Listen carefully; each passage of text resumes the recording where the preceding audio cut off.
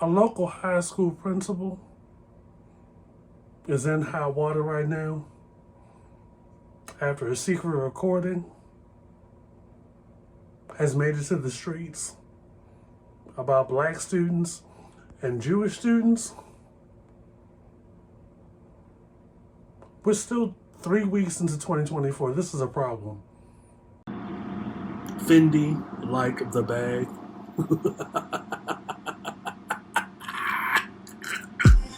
This is the I Refuse podcast.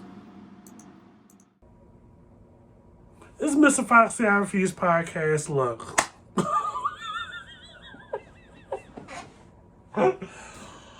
Ooh, minding my African American business, like I always do. And the white people just couldn't wait until the ball dropped for 2024 to start cutting up. So, I work my little job, my little day job. At some point around lunchtime,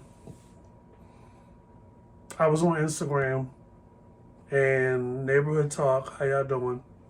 I don't really credit a whole lot of blogs because, most of those things are run by white people talking about black business, and it's like, ugh.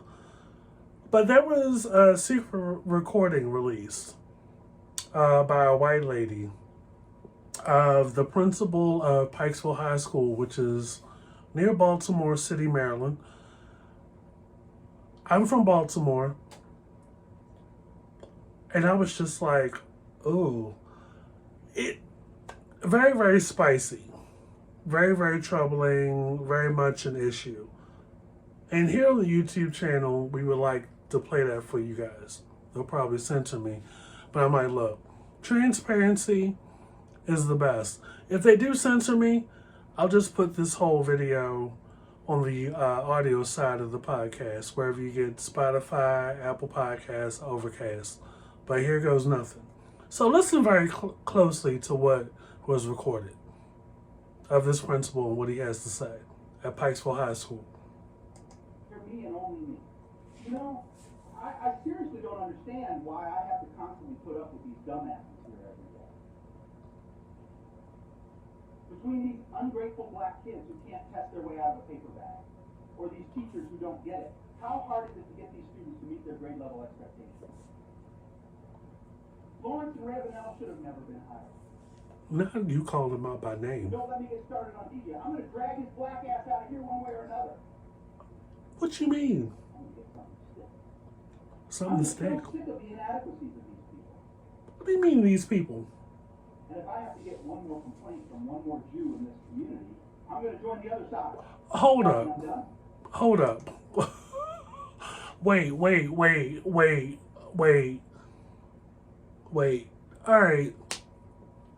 So the consensus in the comment section of the IG post from Neighborhood Talk is that a lot of people that look like me feel like this is racist. And I'm not 100% on board. At the very most, this is very ignorant, very elitist, very, what I would say,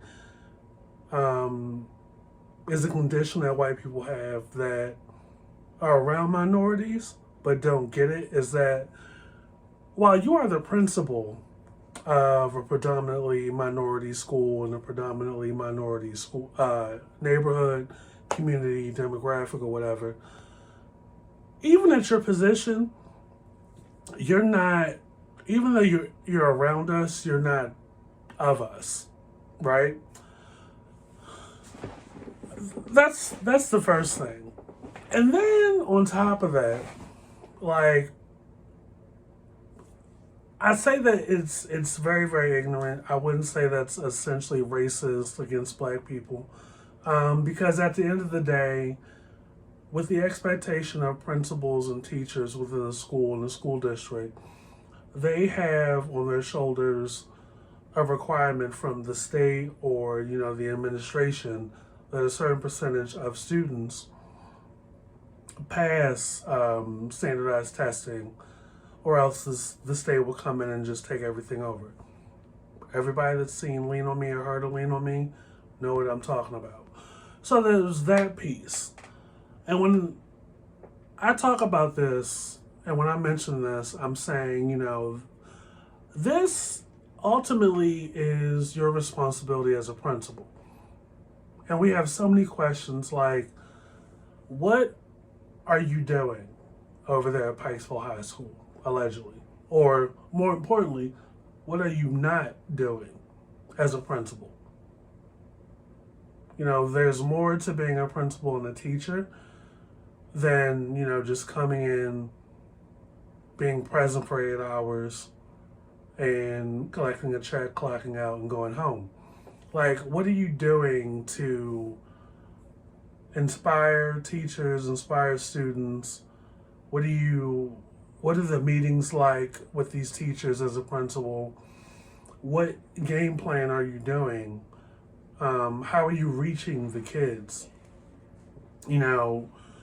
One thing about being a teacher, being a principal, and just things in general is like when it comes to human beings, especially minorities, we're not out here trying to get special treatment or VIP treatment as, minorities, or, we're not trying to get, the nepotism that one would say is reflected of white students that, their parents that are celebrities pay somebody to cheat for them in exams, college admission exams.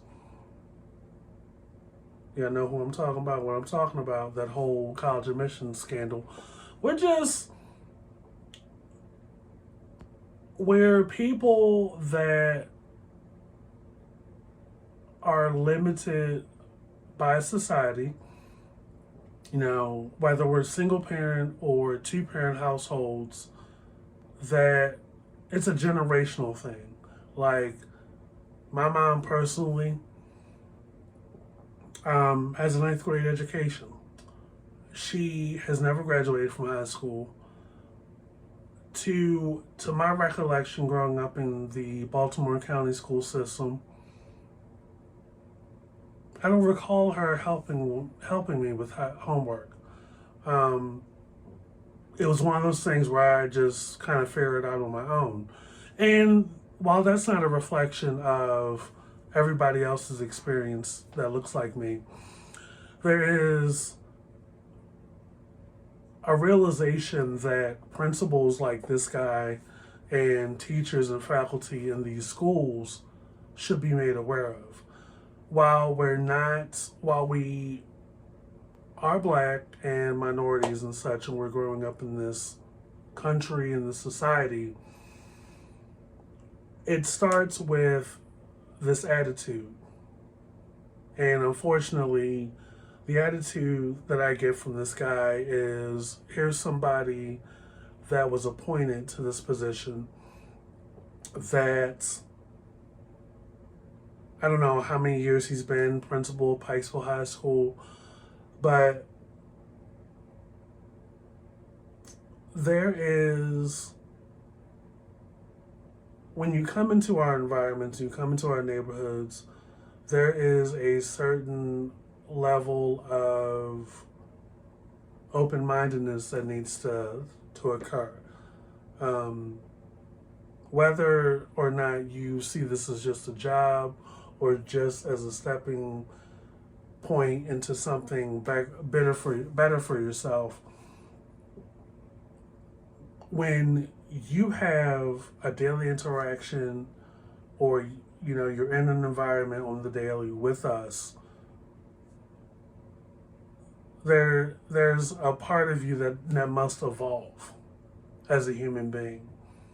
And a huge part of evolving as a human being is us. Like, how, whatever you were indoctrinated with whatever political party you're a part of or you go for. As a principal, when you're around a lot of minorities and you're in a position that you're supposed to lead and inspire,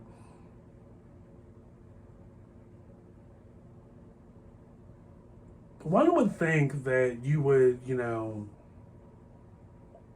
be a little bit more open-minded with your attitude and thus unpacking the kind of shit you were taught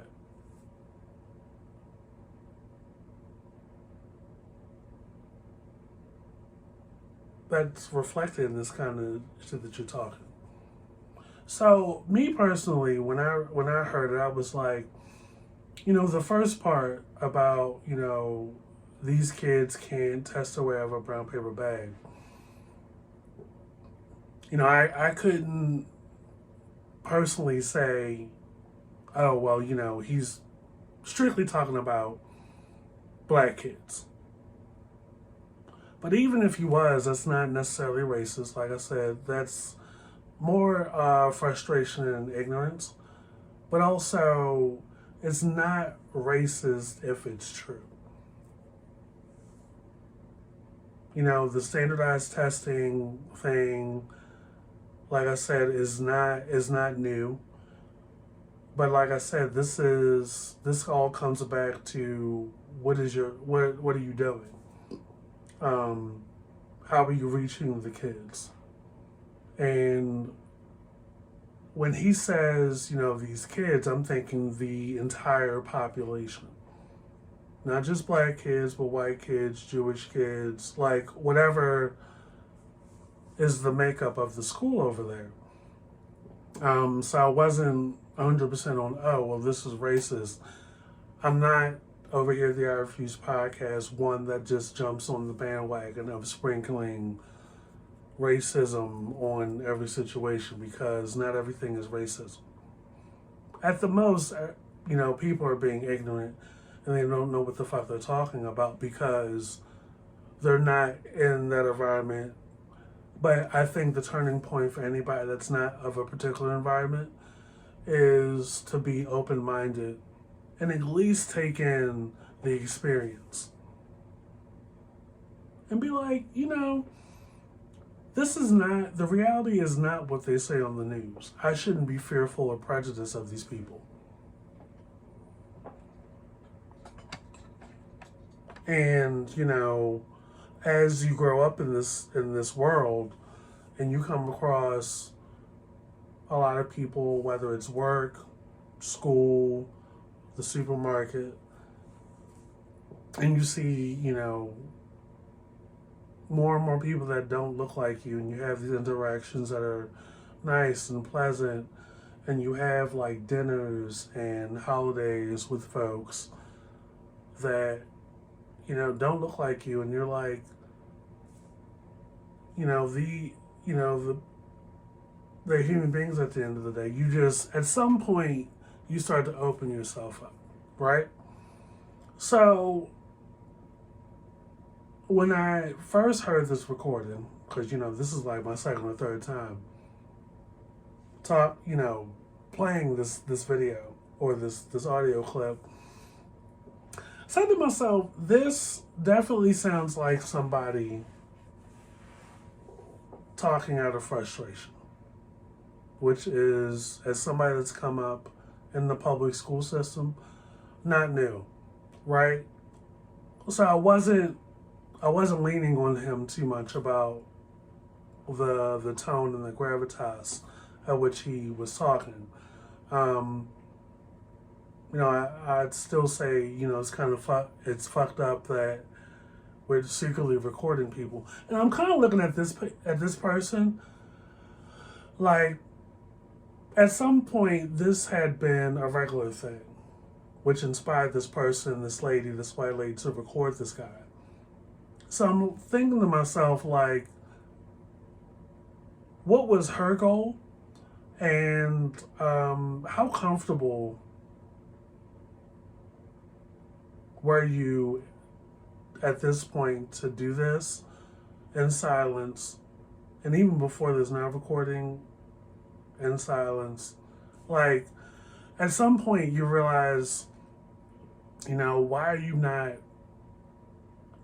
if there's a party that feels like this guy has been carrying on like this for so long, why didn't you now report this? But instead you record it, and what are you going to do with this recording? Like, we gotta have we gotta look at ourselves and the next person as to the level of comfortability a person has with being in these meetings or being in these one-on-ones or whatever the context was that this white lady was in the same room with this guy. To be like, I have to speak up and be like, yo, you gotta like chill out. I don't know what her inspiration was, or what this white lady is, what her aim is to get out of this. Personally, especially during these times, y'all should be recording more. And where I think this guy fucked up, not so much the brown, these kids can't test out of a brown paper bag, because I think that was a generalized statement over the entire student body, which again, that's a reflection of your position as a principal, and what are you doing in these conversations with your teachers, if there are any, to reach the kids. And also, I guess I can go further and say, what are you doing from a diversity, equality, inclusion perspective to humanize the kids? Because standardized testing, when I think about it, standardized testing, whatever the testing that the administration of the state has these schools do, but also like the SATs, which a lot of that stems from an archaic system where it was a linear knowledge base, never factored in the cultural aspect. How I live or how I perceive things may be different than how you perceive things. Sorry. And the questions may very well be confusing.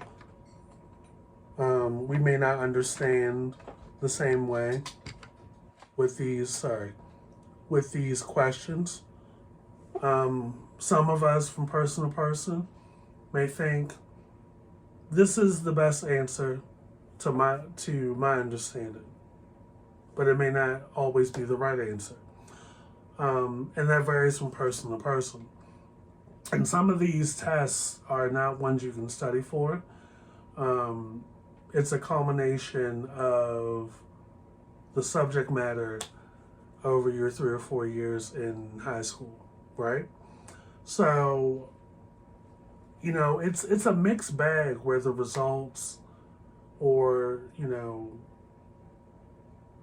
the data may not reflect very well on the school from a student perspective.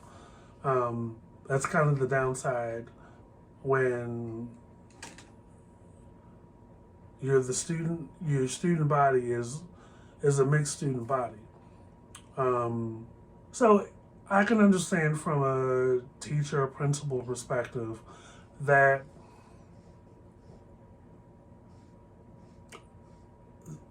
levels of knowledge, levels of perception are different from student to student.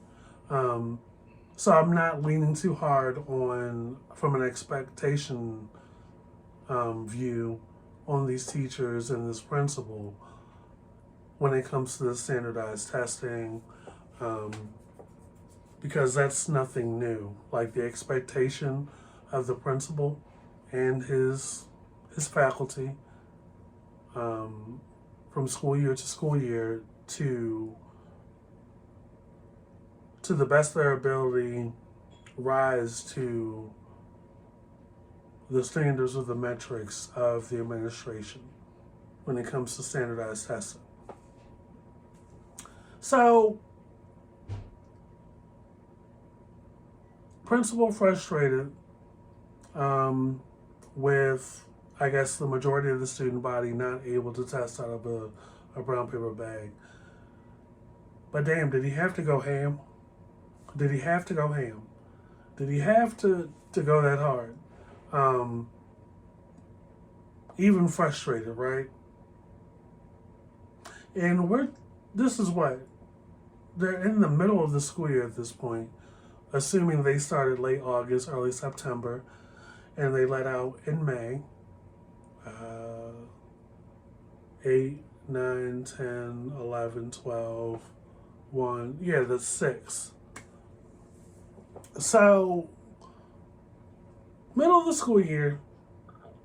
I don't know how long this guy's been the principal. Clearly, he's frustrated and overwhelmed. That's very well real. So I'm not 100% on the racism bandwagon that everybody else is. Ignorant, yes. Prejudice, bias, I don't know. But where you lose me entirely, principal person, where you lose me entirely is when you say an anti-Semitic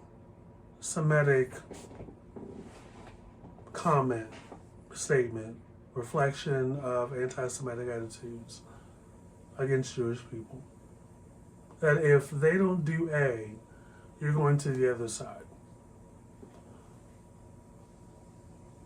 What other side do you mean, sir? Now, if you've been living in Amish country, living under a rock, you do not have running water, electricity, you do not have a tube television, the past week or so, even though this guy, I'm talking about somebody else, has federal cases against him, federal charges against him, convicted, so on and so forth, has a record, still able to run for presidency again against Biden. Not entirely sure whether or not he's 100% in the race, but it looks like on the horizon he will be an issue come this, as this year rolls out.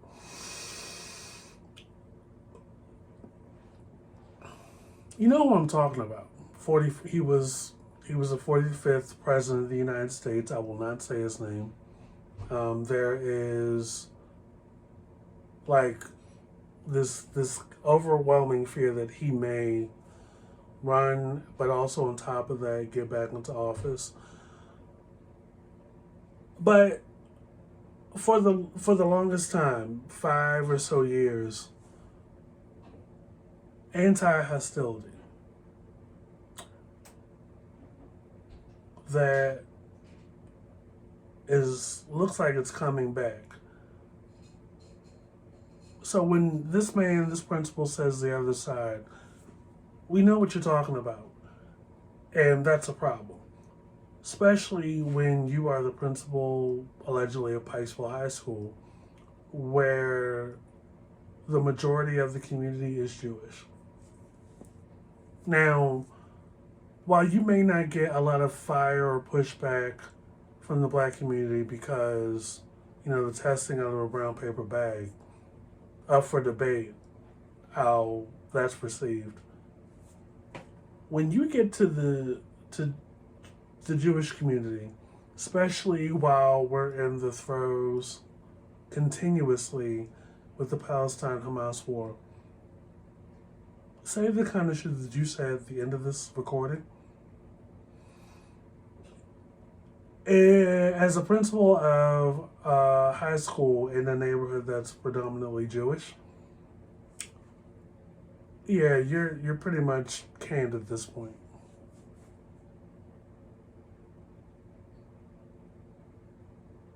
I'm curious to know how long this guy's been talking like this. And while I say this is not, I'm not 100% on the bandwagon that this is racist, I am still 1,000% curious if he is comfortable talking like this in a room of his faculty, whether it's this one white lady that recorded privately or tens or 15s or 20s or so of her colleagues. If he's this comfortable on school property, allegedly, to talk like this, what else is he, how else is he talking? Like, with his faculty. And to a more significant degree, behind closed doors at his home, around his family, about Jewish people. Like, that's pretty brainless at this time when we're talking about evolution and progressing as a society, but also your job as the principal of a high school in a predominantly Jewish community. Like, it's one thing to be passionate about your job and you wanting to reach the kids and wanting everybody to succeed. But it's a whole entire thing for you to throw yourself out the window as the principal of a high school where the predominantly student body are minorities. One of the demographic groups affected for the longest time since last year, culturally, socially, religiously, personally, by the Palestinian-Hamas war.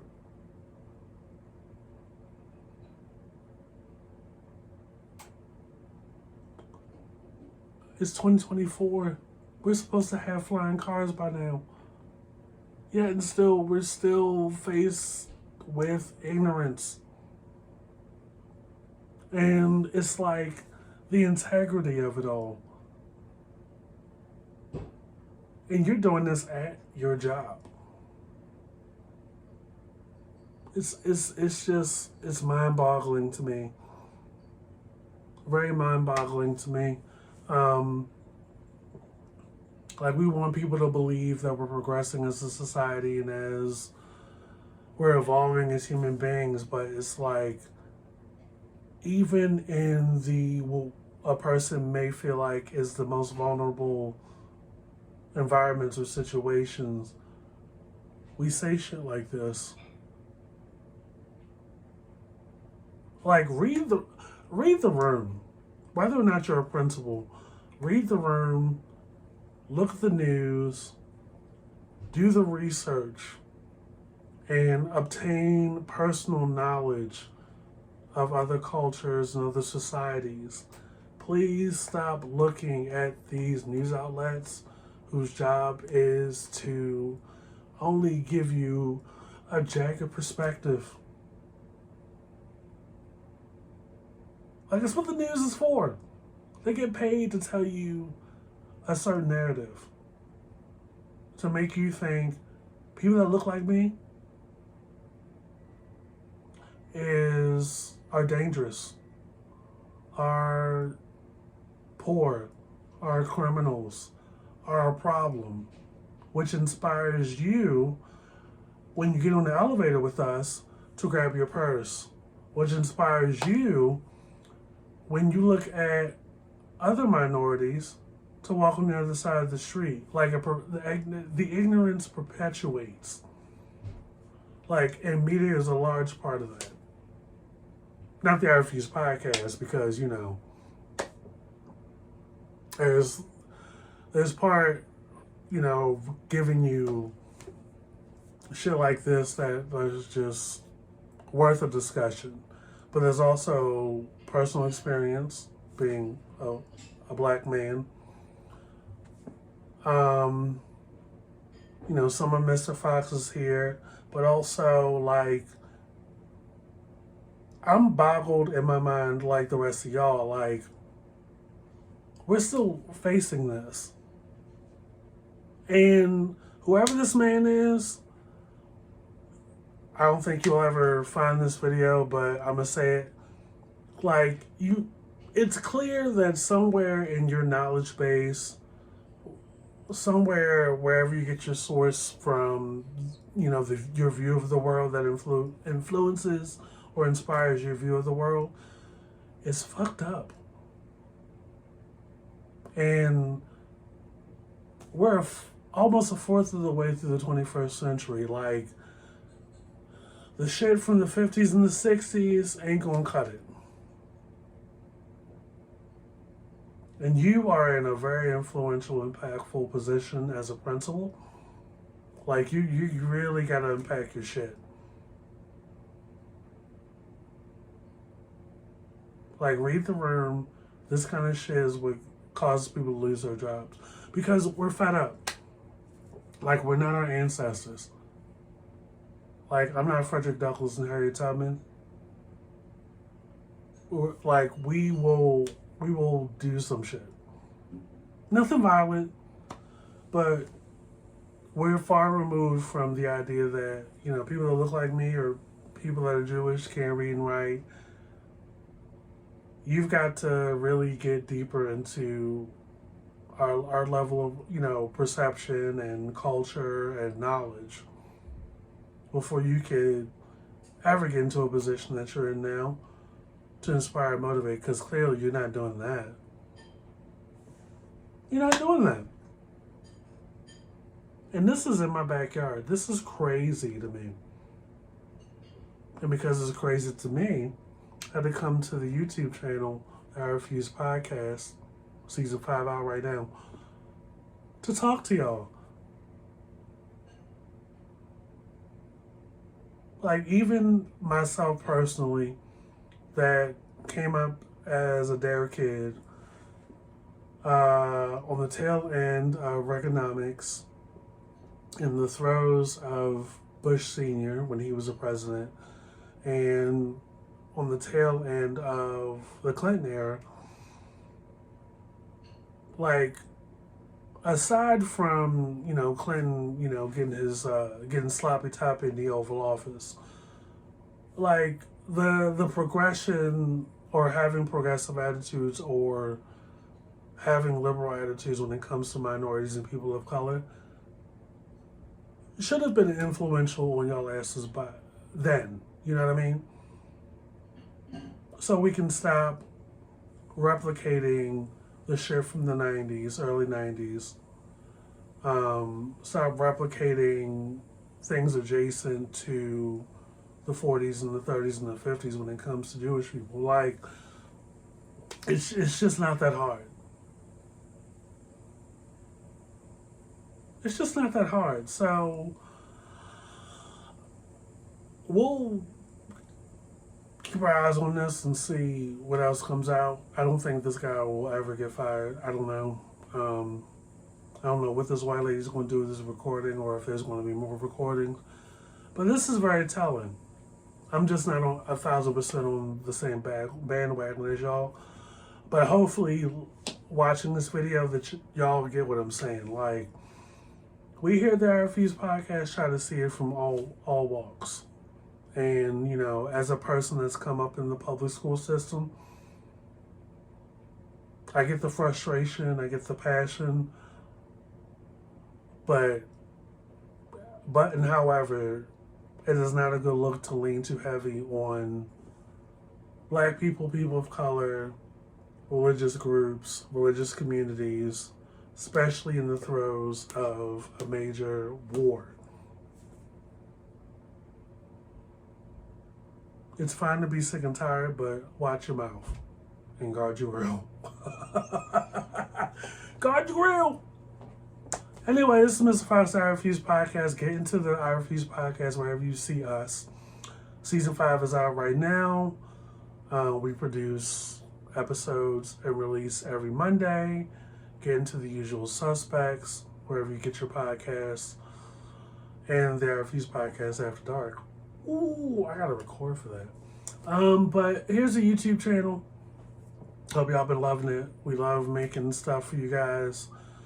There is no regular frequency with that. But also follow and subscribe to Twitter at I Refuse Podcast, the Instagram at I Refuse Podcast _ between the words. And we will catch you guys later. Hope 2024. I'm not betting my 401k on it. It's not as shitty as 2023 or previous years. But if it does, the I Refuse Podcast on the YouTube channel will still be alive. So we'll catch you guys later. Peace out. Fendi, like the bag.